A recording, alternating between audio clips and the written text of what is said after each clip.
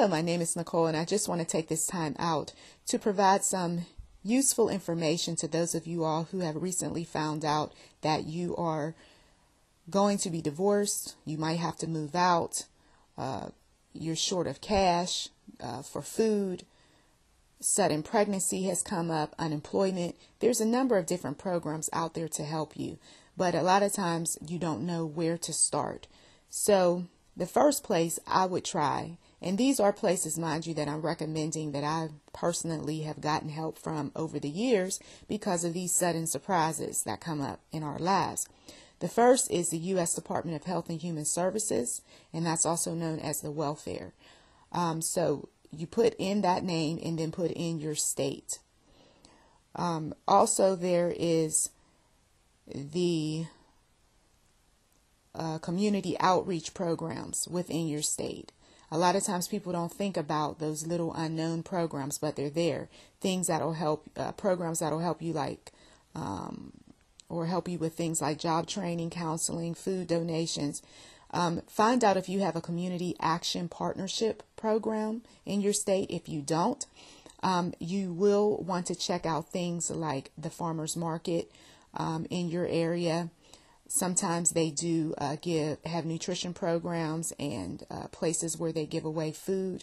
Also check with local churches as well, because you will find that churches have a host of information that will lead you to what it is that you need. The WIC program, that's WIC, helps those women who are expecting. You will get help with things like formula, basic food such as cheese, milk, beans. So do look into the WIC program. There's also places to get things like free clothes, Salvation Army, Goodwill, and some states have a program that is called Dress for Success or Bottomless Closet, and these are .org sites. So do check out free clothes because they are out there. Not everybody is paying for those clothes that we donate to those organizations. I found that out. Some people will actually, if you are in really dire need, some of the staff will actually take you to a back room. Some places have like a back room where they have some really, really nice clothes, and they'll give those clothes to individuals. But if you don't ask, you don't know. Also, there are churches that have little boutiques, so to speak, in their facilities. But once again, you have to contact the churches, find out what sort of things they have. You don't have to be a member. Sometimes they have these funds that are available to people who are not members of churches. So once again, ask about that. Now, for some people who are members of churches, you might need help, let's say, with rent or with lights or gas. So you've already paid a number of monies to the church. So why not go to the church and ask? Okay, so there's also programs for free lunches, and you can find out about those through schools. Okay, our government does offer discounted food programs. So let's say that you at one point was making lunches for your children, but now you can't keep up with it. You're going to need to fill out the necessary paperwork at the school office so that you can get the free lunch aid. Okay, and mind you now, a lot of these programs, they're going to ask for things like your income. And if you don't have any income, then of course you would say that. They may ask for household income. Now, if you're living with parents, relatives, it's not necessary to put their information down. You can just simply put staying with relative, because a lot of folks are not going to go along with that. They don't want their information on your application. So don't feel disgruntled by it. Don't, get upset or uptight. Just go ahead, put in as much information about yourself. Some are going to ask about your savings account and all of that.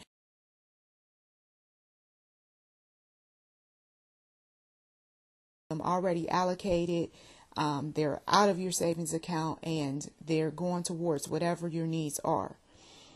The other thing you're going to want to do, if you're one who takes prescription medicines and now you don't have any health insurance, look into some of those organizations out there that offer discounted prescription medicines, and there may even be some programs that are free, depending on age though. Sometimes that is an issue. So one particular state has helpingpatients.org.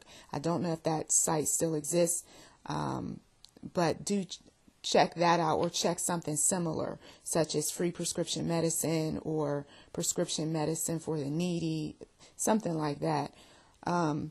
There are programs at dental colleges in case you need to get your teeth taken care of. There's programs at dental colleges. Find out what dental colleges are within your state. There's also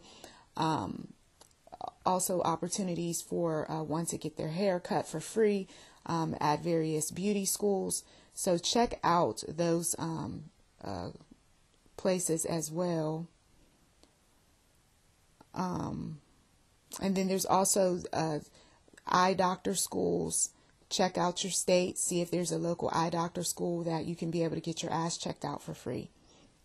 Okay. Some other information that you're going to want to check out. Let's say that you have recently lost your job, but you do have a significant amount of money. Look into the Small Business Administration, because I personally went to a seminar that gave me some insight on my small business needs. When I was no longer working, I decided I wanted to start selling some items. I went to a seminar. I got a bunch of information on starting up my business. So do check out the Small Business Administration in your state. Transportation, that is always been a big deal with me. I have lived in cities where jitneys exist. Some people don't even know what a jitney is, but basically a jitney is not a cab service. It is someone who is looking to make some extra cash. So they will go to areas that most cab drivers won't go to come pick you up for a small stipend. So if you talk to locals, you may come across someone who would be willing to give you car service for a limited amount of money, as opposed to trying to pay for a cab. The public transportation is very good in most cities, but then when you get out into the rural areas or suburbia, it tends to be harder. So it's better to live, with people who are near public transportation if you know you do not have your own vehicle. Do check out the public transportation in your neighborhood. Because you will be able to find out things about bus passes, which route is going to take you here, there, and everywhere. The people are very nice on the phone. So it does come in handy, especially when you know you do not have money for gas and, auto repair and all of that. Okay. Some other information you might need. Okay, let's say that you're in a position where you have to raise a child. Okay, it was unexpected. There are grants for raising children. You do look up information dealing with adoption in your state. Put things in like benefits, grants for raising a child. Put that sort of thing in the search engine and see what comes up. But include your state with it. Let's see. There's also various benefits dealing with your taxes. Go to the irs.gov site, and there's different publications and all sorts of information that will help you in terms of discounting whatever taxes you might owe. Because if you've been using public transportation, you've been paying for child care, you have a business somewhere in your house, all of that stuff you can write off. If you've donated items and you have proof that you donated items, once again, you can write those things off. So you can definitely save on your taxes when tax season comes up. And save all your receipts as you're building up, expenses. Save these things because they come in handy, especially if you're going through a divorce, because you have the paperwork to back up the fact that you have been taking care of your child, or even a parent or somebody else has been helping you take care of a child. That does come in handy. Also, keep track of the hours that you're keeping your child. Those sorts of things also come in handy because when you're trying to argue how much time you're spending with your child, you've got documentation. Make sure you have phone records too. All of that stuff comes in handy. It really does. Okay. There's also information out there that will help you when it comes to childcare, and many people take advantage of that. There's things like sometimes they have like an Office of Family Assistance. Look into that. Different places will offer information to help you discount your childcare. You might be dealing with a home daycare.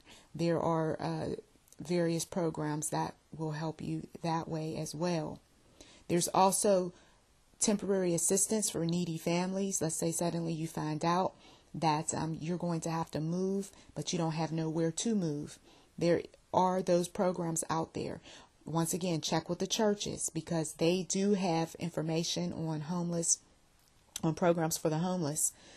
Or they're supposed to anyway. There's grants for needy families. There's job training. There's education for needy families. All of this stuff is under our government. Do type in what it is that you need and then include the words government and as well as also your own state, because there could be some private program in your state that you don't know about. Now, what's going to disqualify people from any of these programs is, one, if you exaggerate or lie on an application. Another thing that will disqualify you sometimes is age. Those that are in college, there are some programs that simply will not help you because you're in college and your parents are taking care of you. So they're not, or at least they assume that. So they're not going to give you anything when that sort of thing is happening.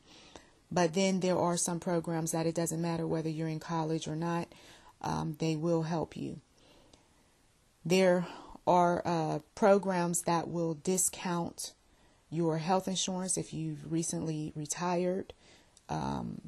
There are programs out there to help you if you have been in the military. There is the veterans programs. Do look that up. If you are a minority looking to get into a particular program dealing with higher education, there are scholarships and grants out there to help minorities, even to help those who have some type of disability. I came across a grant for people with diabetes even. But once again, when you're looking up the information, include your state and be as specific as you possibly can. Now, let's say that you're having problems with all of these tax or collectors, people collecting on this, collecting on that, calling you all hours of the day. You're going to need to send a letter to these debt collecting companies and let them know what your situation is. You're also going to have to ask them to quit calling you. And that you will file a complaint with the Attorney General and the FTC. Also, let's say that you recently bought something and you're having all sorts of problems with it. Contact the Better Business Bureau, because I have found that in one particular situation, a woman had her car repossessed, and the company claimed that they were going to help her, and they didn't. So she filed a complaint with the Better Business Bureau and ended up getting a car that was better than the one that she originally purchased.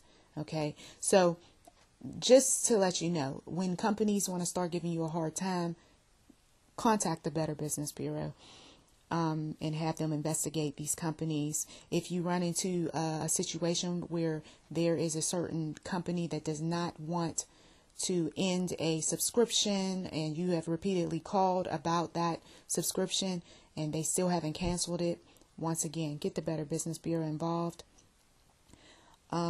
Also, contact those credit card companies, tell them what your situation is, and ask them to remove any of those annual fees. If there's a high interest rate, ask them to lower it. And also, if you notice that there's some odd things going on with your bills, you're seeing some unexpected charges, or there's an ex that's putting stuff on your bill, you're going to want to look for some help in your state for identity theft, okay? Because that is definitely identity theft when somebody is charging things on your bill without your permission. And it doesn't matter who they are. So I hope that this information is beneficial to you, because I will tell you that it was nothing but the Lord that led me to these different organizations when I was down and out. Seriously, I would go into, let's say, the U.S. Department of Health and Human Services. I'd find a list of information there on housing assistance, apartment assistance, a number of other things. Then I would go into another office, like for instance the Catholic Charities, and I found out that they offered some health insurance, or I should say health services through a program, so you find yourself going into one office, and then that office will lead you to another office, and then before long you've got yourself a whole list of sources to help you. And then, like I said, don't sleep on the church. A lot of times people all they think about is, oh, if I go into the church, it's going to be all about Jesus, and nobody's really going to help me. They're going to ask me for my money and all of that. I'm telling you, closed mouths do not get fed. You can even get somebody in that church that could feed your family. It's not always about religion, so to speak. God knows that we have immediate needs, but if we are not going to seek information, we're not going to put the necessary information together in the search engines, we're not going to ask people for help, then hey, God can only do but so much for you. So I do hope that you will take advantage of the information that I've shared with you. I hope that I was able to put you on, on a path that will help you through. Thank you so much for listening. And as always, to God be the glory.